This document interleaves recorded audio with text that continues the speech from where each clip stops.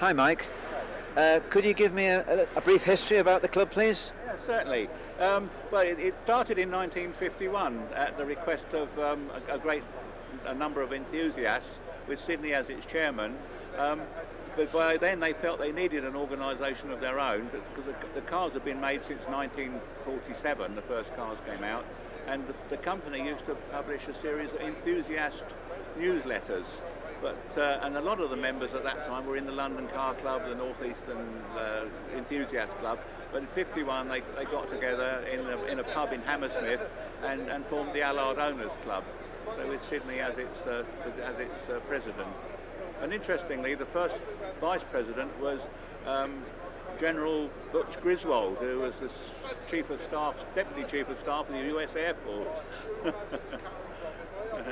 So could you give me a brief history of the racing of the Allards? Yes, yes. Well, Sydney lived to race. He was a competitor right from 1931. He competed. He had a three-wheeler Morgan. He made it a four-wheeler. Then he had a Ford V8, and then he built his first special CLK5, and that was very successful. He became the man to beat on all the hill climbs, and subsequently all the enthusiasts wanted one. So pre-war he built 12 Allard specials. He was running Allard's motors at the time, so he built 12 pre-war Allard specials. During the war they ran a motor transport repair facility for the Ministry of War, rebuilding Ford V8 trucks and staff cars.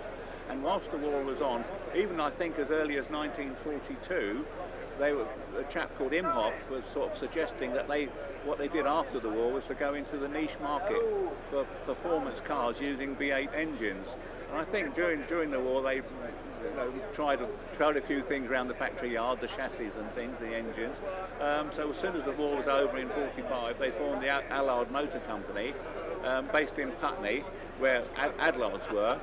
And then got into production. And of course, things were very difficult. But Sydney, again, the whole ethos of the business was to provide facilities for Sydney to go racing. I mean, pre-war, he won 70 awards in trials, 70 sort of gold and silver awards in trials, and he just couldn't wait to get back in action after the war. And he was, whatever the car was, that all the developments of the car were really aimed at Sydney being able to do better. And he built the first really significant car he had was the Steyr, which was an Austrian air-cooled engined car with single-seater, and he won the Hill Climb Championship with that, and he went everywhere, beat Stirling Moss. I think it was '49. And then they got into the J2s. That car behind us on the corner was the first J2, which he raced. He raced that in the production car race in 1949. Didn't win it. Then he went into Le Mans. He raced 3 or 4 times at Le Mans. Once the Monte Carlo rally got going in '49, he was into that.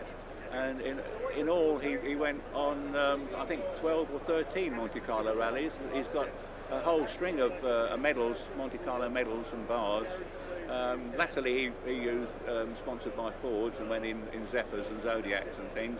And right at the end, just when he was about to pass away, he was using the Allardettes, which was a 105E beefed up, sort of supercharged 105E Ford. And he went on the Monte Carlo in that. He died in 1965, unfortunately. And of course we had Cyril Wick here yesterday, didn't you? Who won the team trophy, didn't he, at Shelsley Walsh? That's right, yes. Well, because Sydney was admired by a great many people, even from pre-war. They stuck with him for years and years, and you had people like Cyril Wick, who did very well. He and his brother were rallying and international rallying in J2s or pre-war specials, right from 47-ish. A bloke called Imhoff went to Miola Hill Climb, and Sydney used to go to Switzerland hill climbing once or twice, some of the big hill climbs.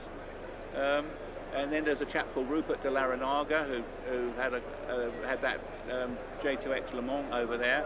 He was quite a wealthy man. Liverpool Shipping Company was the family business. He's still alive on the Isle of Man. He did a lot of Chelsea Walshes and Prescotts and stuff like that. it was. And then there's various people went circuit racing. Watkins.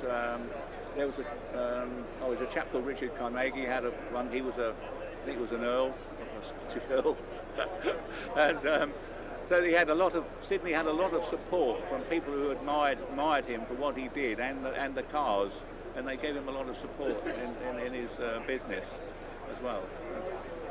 Well, thank you very much, Mike, for the interview. Thanks very much indeed. Makes sense. Thank you. Thank you.